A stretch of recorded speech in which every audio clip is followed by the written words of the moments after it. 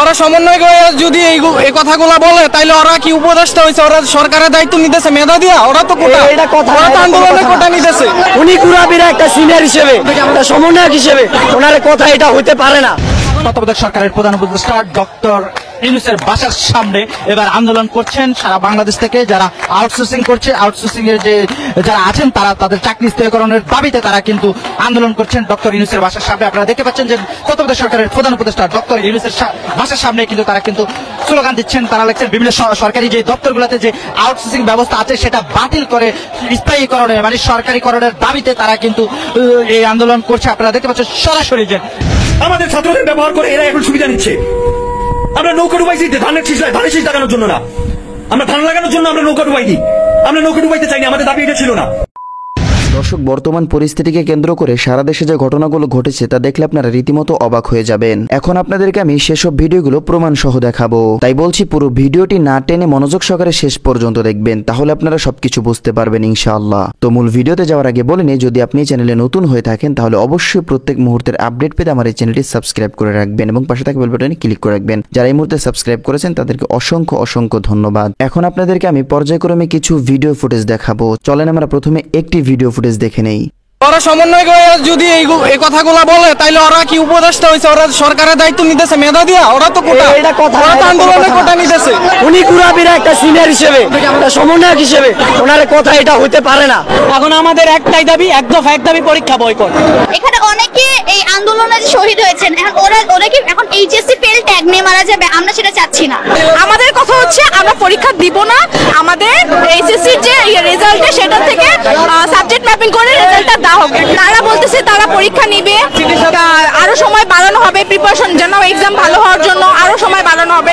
আমরা তো এটাই বলতে চাচ্ছি যে আমরা সময় নষ্ট করতে চাচ্ছি না, আমাদের অলরেডি অনেক সময় নষ্ট হয়ে গেছে। আমরা 6 মাস ধরে এক্সাম দিই, আমরা তাহলে কি এক্সাম 6 মাস ধরে দিব? তারপরে ভার্সিটি প্রিপারেশন সেগুলো আমরা কতদিন ধরে প্রিপারেশন নিব? ভার্সিটিতে ভর্তি আমরা কি 1 বছর ধরে শুধু আমরা ভার্সিটিতে ভর্তি হওয়ার জন্য প্রিপারেশন নিব? আমাদের কথা হচ্ছে আমরা পরীক্ষা দিব না, আমাদের এইচএসসি যে রেজাল্টে সেটা থেকে সাবজেক্ট ম্যাপিং করে রেজাল্টটা দেওয়া হবে। উনি আবার বলতাছে এই হিসেবে এটা কথা আমরা কি বলছি একটা কথা, যখন কোনো এক্সাম দিয়ে যখন মার্ক করা হয় তখন অটোপাস বলে। আমরা 7টা পরীক্ষা দিয়েছি, আমরা অটোপাসের কথা বলতেছি না, আমাদের সাবজেক্ট ম্যাপিং করে আমাদেরকে না রেজাল্ট দিতে বলতেছি। কেন তারা বারবার অটোপাস করতেছে? আমরা তো অটোপাস চাচ্ছি না। আবার বলতেছে যে এটা এক হিসাবে কোটা, আমরা কি একজনও বলছে এটা আমরা কোটা হিসেবে চাচ্ছি বা অটোপাস চাচ্ছি। উনি কুরাবিরা একটা সিনিয়র হিসেবে, সমন্বয়ক হিসেবে ওনার কথা এটা হইতে পারে না।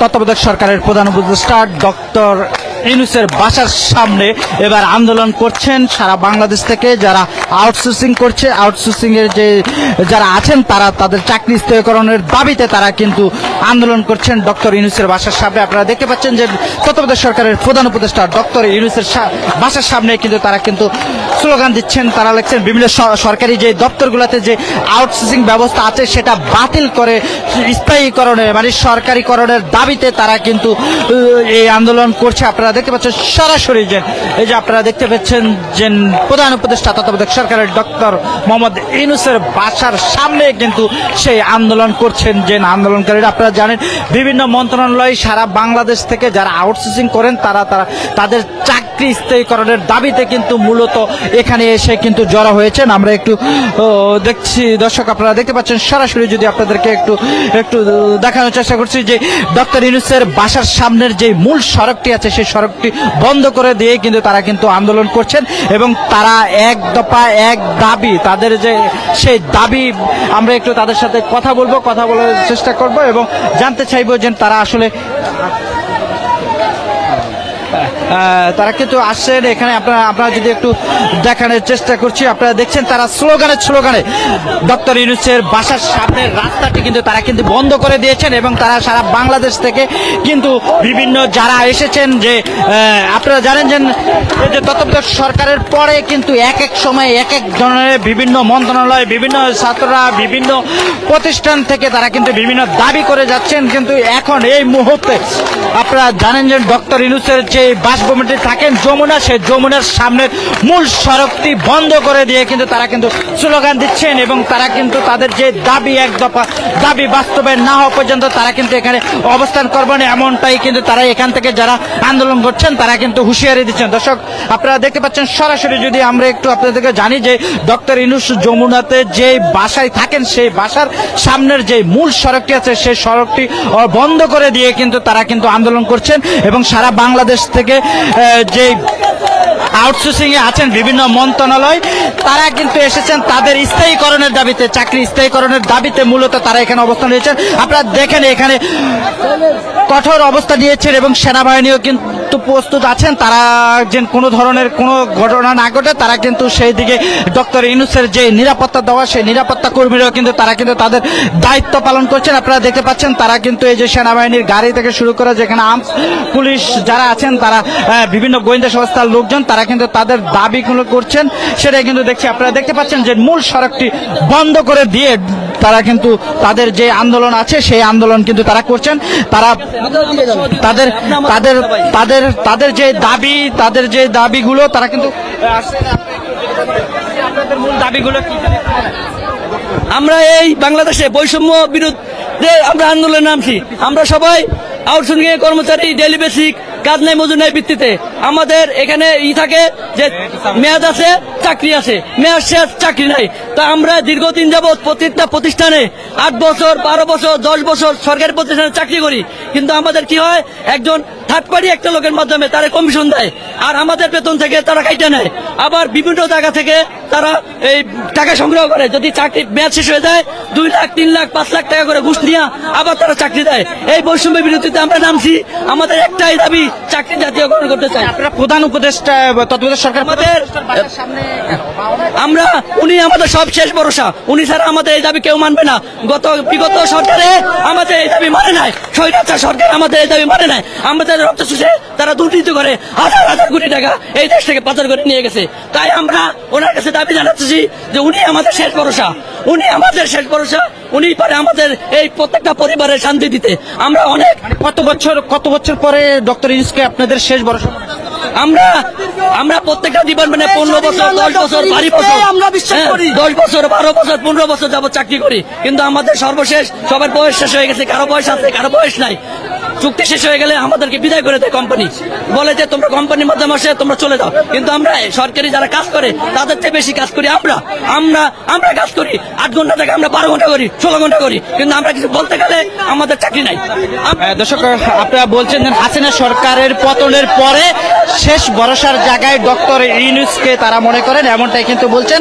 তারা এক দফায় এক দাবি বলে ডক্টর ইউনূসের যে বাসার সামনের মূল সড়কটি কিন্তু বন্ধ করে দিয়ে তারা কিন্তু এখানে আন্দোলন করছে, এমনটা আমরা দেখতে পাচ্ছেন। দর্শক আপনাদেরকে যদি সারা বাংলাদেশ থেকে বিভিন্ন সরকারি দপ্তরে যে আউটসোর্সিং এর যে ব্যবস্থা আছে বা আউটসোর্সিং এ যারা কাজ করেন তারাই মূলত তাদের চাকরি স্থায়ীকরণের দাবিতে তারা কিন্তু এখানে এসে দাঁড়িয়েছেন এবং এখানে তাদের যে দাবি, তাদেরকে চাকরি স্থায়ীকরণের দাবিতে কিন্তু তারা এক দফা দাবিতে কিন্তু এখানে এসেছেন। দাবি মোদের আদায় করা, দাস প্রথা বাতিল করো, স্বাধীন দেশের স্বাধীন চাই, দাসত্ব মুক্ত জীবন চাই। তারা কিন্তু এই ধরনের কিন্তু স্লোগান, প্লেকার্ড, পেস্টুন নিয়ে কিন্তু তারা কিন্তু এখানে কিন্তু দাঁড়িয়েছে। দর্শক আপনারা দেখতে পাচ্ছেন সরাসরি, যদি আপনাদেরকে একটু দেখেন। আপনি কত বছর আউটসোর্সিং এ কাজ করেন? 10 বছর ধরে কাজ করতেছি। জি স্থায়ীকরণের জন্য, আমাদের দাবি দাওয়া পূরণ করার জন্য। আমরা বোনাস পাচ্ছি না অনেকদিন ধরে।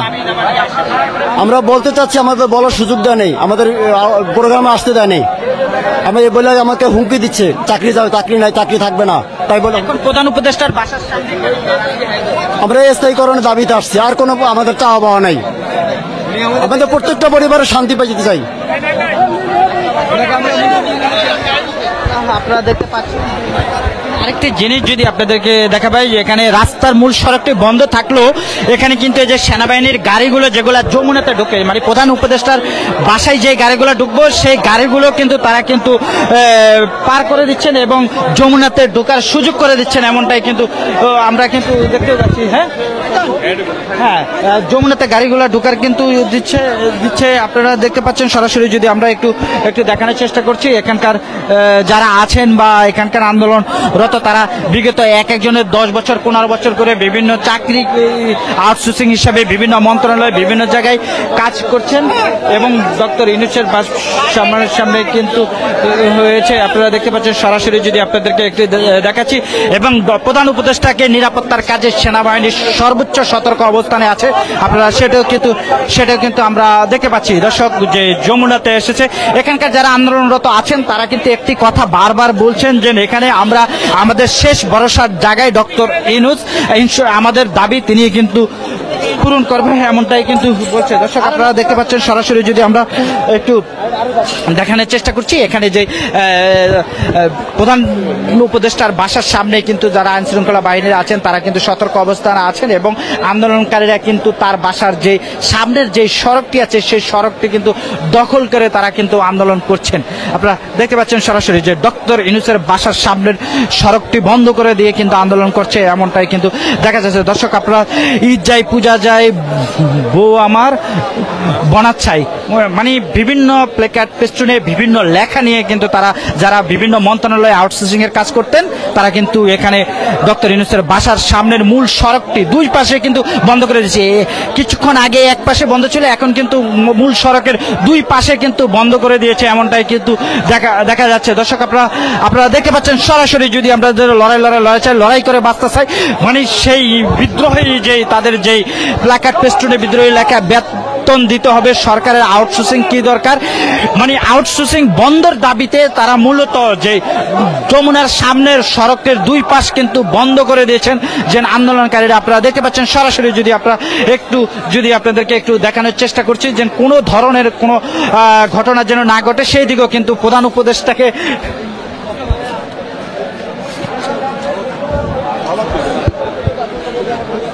আমাদের ছাত্রদের ব্যবহার করে এরা এখন সুবিধা নিচ্ছে।